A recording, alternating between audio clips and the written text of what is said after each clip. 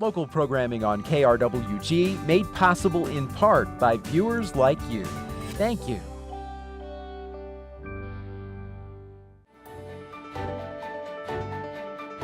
Welcome to Your Legislators, a production of KRWG Broadcasting.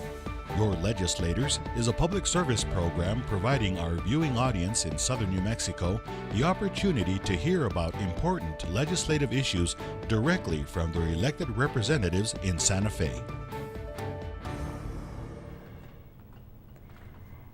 Thanks for joining us for this episode of Your Legislators. I'm your host, Samantha Sonner.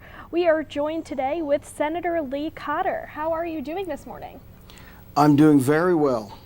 Okay, great. So let's get right to it. We only have a few hours really left in this session. What are your overall opinions of how this 60-day session has gone so far? Well, the 60-day session this year has been marked by, first and most important, no new money, and the second issue was what a great opportunity that we have with the new House. Okay, great. So let's talk about that new House first for a second. How was that working in a Democratic-controlled Senate with the Republican-controlled House? Well, I think I'm very surprised. It has worked very well for the House. I think they've been very efficient with their issues. However, it's dramatically different in the Senate. Pretty much any initiative that one might think would be possible for New Mexico has been stalled or stopped. Could you talk to me about some of those initiatives that you think were stalled or stopped?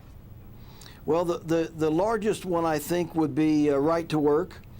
It's the opportunity for New Mexicans to decide whether they want to join a union or they choose not to. And so that's an opportunity that I think have lost. It is always possible to recover since we have a day and a half left. However, up to now it's been very difficult. The issue that I think is second on at least my list is third grade reading. They tell me that up to 79% of our citizens, our fourth graders, cannot read at grade level. And that is atrocious. And of course, the last year we teach students how to read is third grade. So for several years, I've hoped that we would come up with an initiative that intervened early, but prevented anyone who could not read in third grade from moving on to fourth grade. In fourth grade, we use reading to learn other subjects, and up until then, we try to teach how to read. So those are two of the issues. There's no doubt several others, but those are the two that I was hoping we would be able to get through. Now, with reading retention or third grade retention, many people say that the decision as to whether a child should be left back or not should really be up to the child's teacher. What do you say to those arguments? Well, up to the teacher. The problem is that it hasn't worked. We have had that for many years, in fact, for probably 25 or 30 years. But if you can have a statistic that says 79% cannot read at grade level, what options do we have? Clearly, the teacher and the parents have not made the right choices in at least some instances, and with that, I think it's pretty much of a crisis. They tell me that the vast majority of people who drop out of high school cannot read at third grade. So if we can't get them to read, we must retain them. Okay, right. Now, the other bill that you mentioned that didn't make it through the House was right to work. This was a very controversial bill. I know the Republican stance has been that this is going to help increase jobs coming into New Mexico, but many workers and the unions were not happy with this. Could you talk to me a little bit more about that? Well, when you consider that the union workforce in New Mexico is probably in the single digits, as percentile, we're pretty much have already successfully eliminated most jobs. Many firms that are not in New Mexico today, one of their issues is right to work. And so with that in mind, I think that the only hope we really have is to improve our conditions. And one of those, of course, is right to work, which isn't anything more simple than a choice for our citizens. Do they choose to be a union member or do they not? Now, obviously, the other thing that you had mentioned earlier was the budget. That's the one thing the Senate and the House have to pass every year, and this year that budget was a little tight because of those dropping gas prices. How do you think that budget process went this year? Well, I think the budget process has gone quite well. I'm hopeful that oil and natural gas will recover. It makes up about 50% of our budget. And with the recent drops in the price of oil, we actually have a budget that is spending too much money unless the oil and natural gas price recover in the next few months. Now, do you anticipate that oil and natural gas price recovering in those next few months? I really do not. Unfortunately, I did work for oil companies many years ago. And I watched periods of low price last for many, many years. And I kind of expect that unless we have an increase in demand, technically in the oil's case worldwide, we will have a lower price of oil for a couple of years. Now, taking a look at your agenda, what is the thing that you were most happy with that got passed and got done during this session? Well, in my case, after the obstructionist occurred, just having the budget have a chance is, I think, the largest success we can look at. There are several initiatives to reform insurance. The insurance issuance in New Mexico, and so that helped some. But I think the biggest accomplishment to date is the budget. Okay, so along those same lines, what is your biggest disappointment that really didn't get done this session? Well, I can start with third grade reading and right to work. I was hoping in Las Cruces' case to get a liability exemption for the Elephant Butte Irrigation District, which is still possible. I've got a day, but it's gone very, very slowly. I would have expected that a bill that's run in the Senate and the House a couple of times before would have made it through. What this would facilitate happening is the county would be allowed to build roads beside irrigation ditches, and the irrigation company would be secure from any future lawsuits. So that's kind of one of those technical things that I really expected would happen, and when I started, it's the bill on its way, but it's been very, very slow to get scheduled. I think it has a little bit something to do with the House being Republican and the Senate being Democrat. Now, you mentioned it being difficult to get this bill scheduled and that you still do have a couple hours left to get this bill heard. How does that work in these last few hours of the session that if a bill wants to get passed now? Well, right now we're almost finished with committees. We tried to do several committees of the whole on numerous issues. But we were turned back, so we have not been able to have the full Senate discuss and vote on 5 or 6 issues, which we hope would materialize. I would expect that while we will pass a lot of bills, I don't expect that very many of them will be consequential to the state, because the philosophies of the two bodies are so different that what the House would like, the Senate would not like, and vice versa.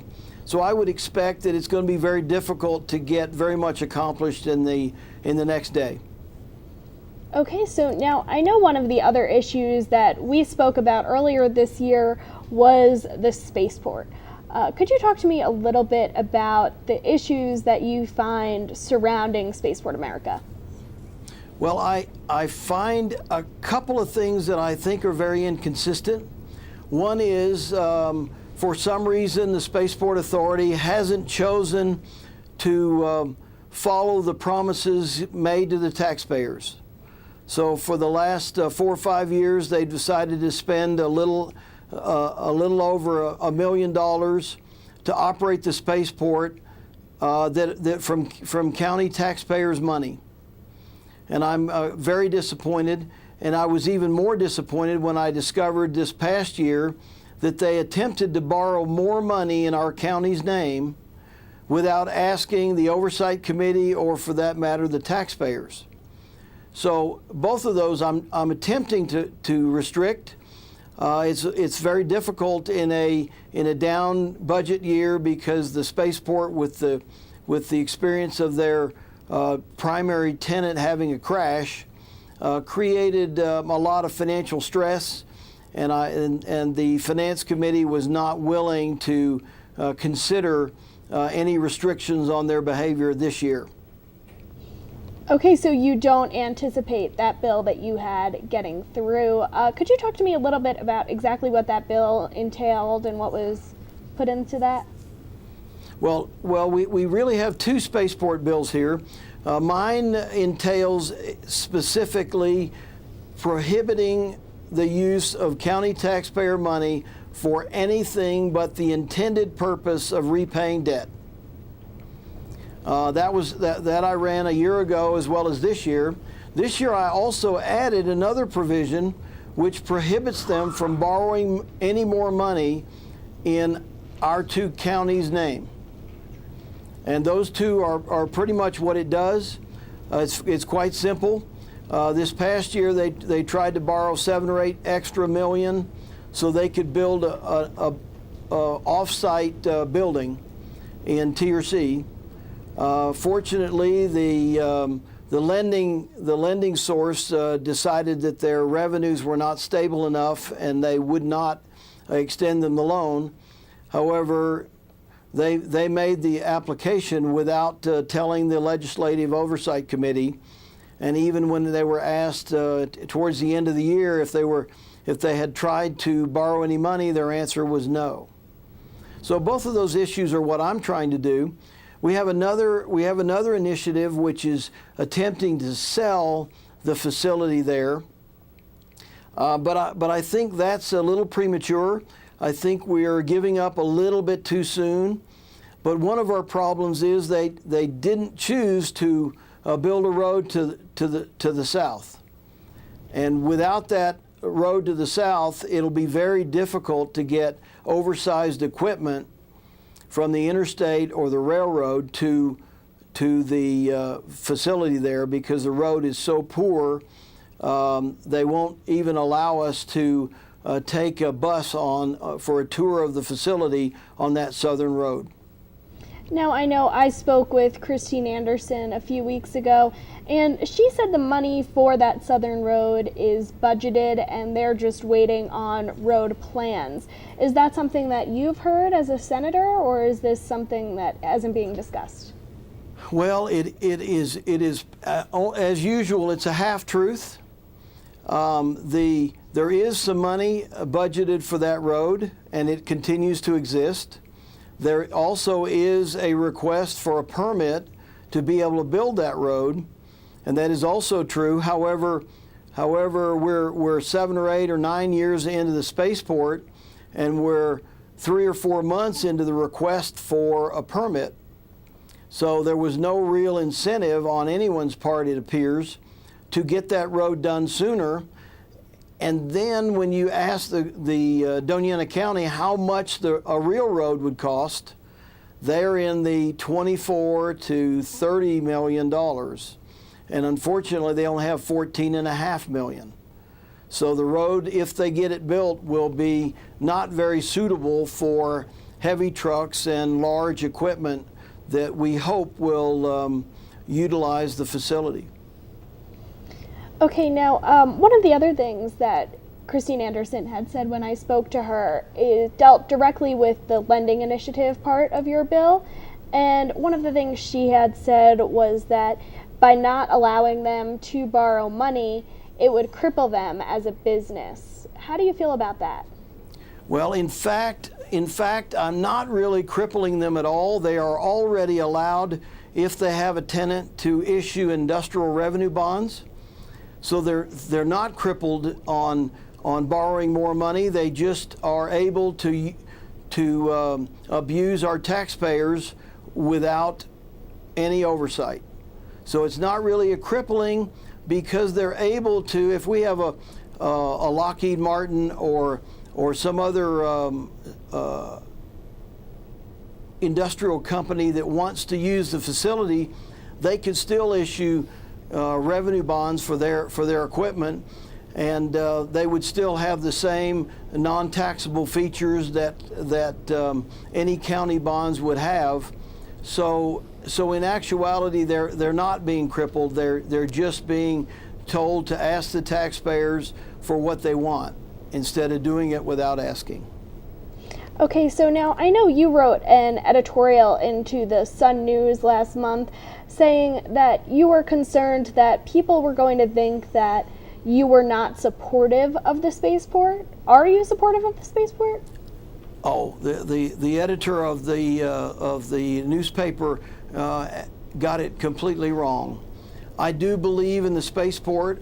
It has a lot of bumps in the road. We were the first, and we have been very slow to implement our plans. I think we do need some management changes, and we do need some aggressive marketing. However, I do believe that a runway will attract business if we are open to being flexible for their activities.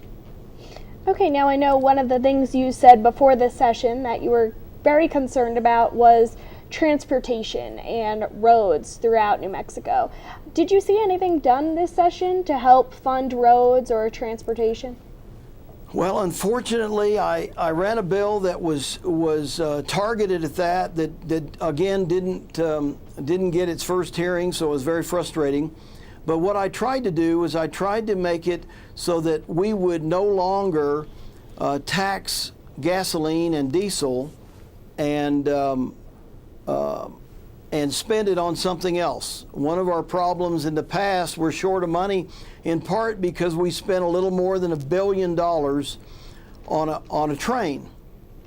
And we routinely use highway funds for buses and a variety of other things that don't have anything to do with highways.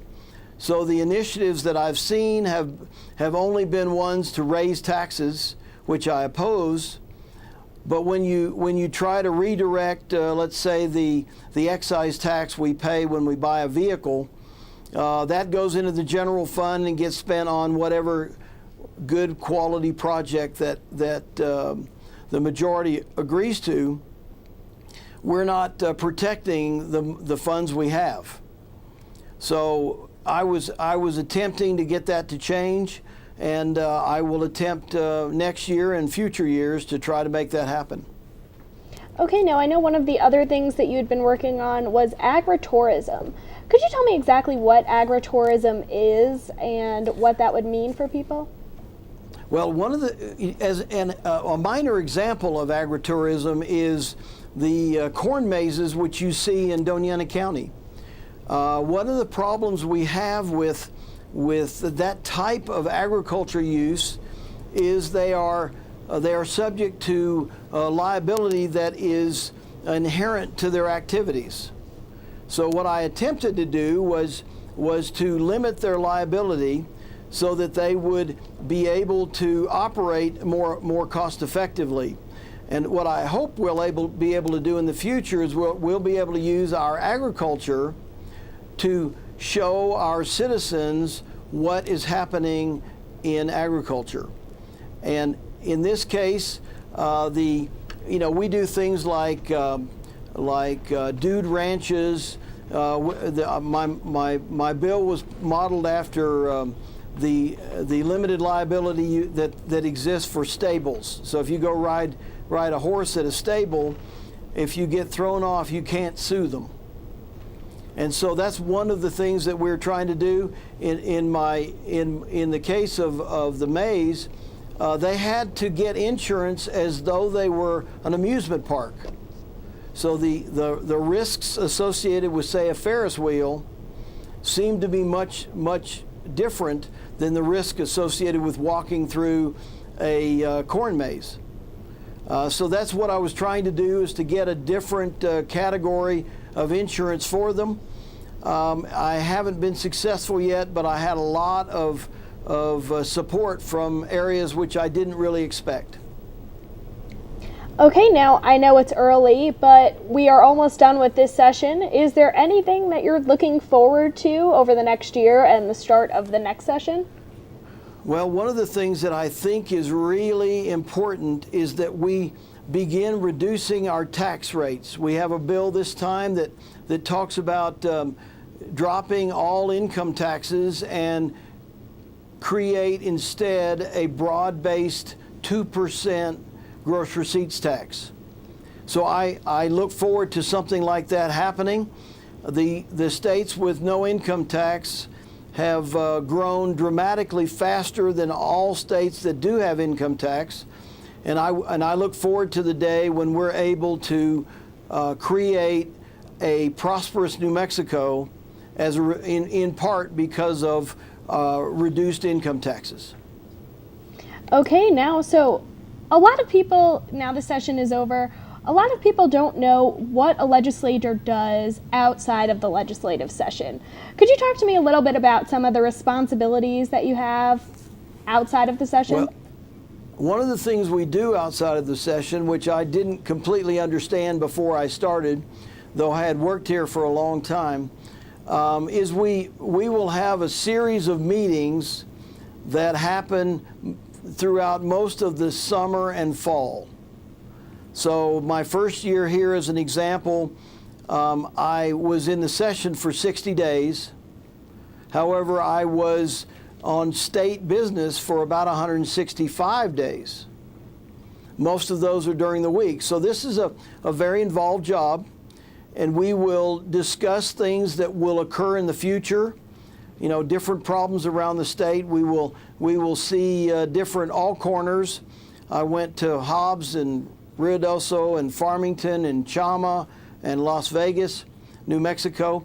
So we get to see all the problems around the state, and we get to craft the solutions which we think may work for the following session. So that's what we do pretty much year round. And it's, you know, we won't do it in April, and we won't do it probably in May, but probably 3 or 4 days a week for the rest of the year, we will be meeting in some city, and often at Santa Fe. Okay, great. So we just have a few minutes left here. Do you have any final thoughts on this session that you would like to share? Well, we still have a day, so I'm hopeful that we will allow the Senate to vote on 4 or 5 really important issues, from right to work or third grade reading or late term abortion. Any of those things, if we're able to get a vote, I believe we'll be successful. Now, do you think that's something that you can look at solving for the next session? Maybe a way to work better between the Democratic Senate and the Republican House, a way that those two entities could work better together to get some of that important legislation heard? Well, I think they will get better at it, because for the last 62 years they have not had to negotiate, and so this is their first attempt. So I'm quite sure that over the next year or 10, they will get much better at negotiating between the two bodies. Okay, and do you think that was the most frustrating part of this year's session? Would you say that again, please? Do you think that was the most frustrating part of the session, that certain legislation couldn't get heard? Well, not get heard, but for me, the most frustrating part of the session was it was very partisan. inside the Senate. It was extremely partisan, much more so than either of my previous 2 years, or for that matter, the 7 years that I was working for the legislature. So that I hope will improve in future years. And you think that partisan came from the fact that there was the Republican House for the first time? I believe that that's the case, because there's frustration on both sides that, you know, we have different philosophies for the solutions for the problems of New Mexico. And we have spent a lot of years trying to implement the Democrat side of these solutions. And this year we were attempting to implement the Republican philosophy, and it didn't get very much reception within the Senate. But with some cooler heads and thought processes, I'm sure that we will do better for the state in the future. Okay, great. Thank you very much for joining me today, Senator Cotter. Thank you, Samantha. Okay, thank you for watching this edition of Your Legislators. I'll see you next time.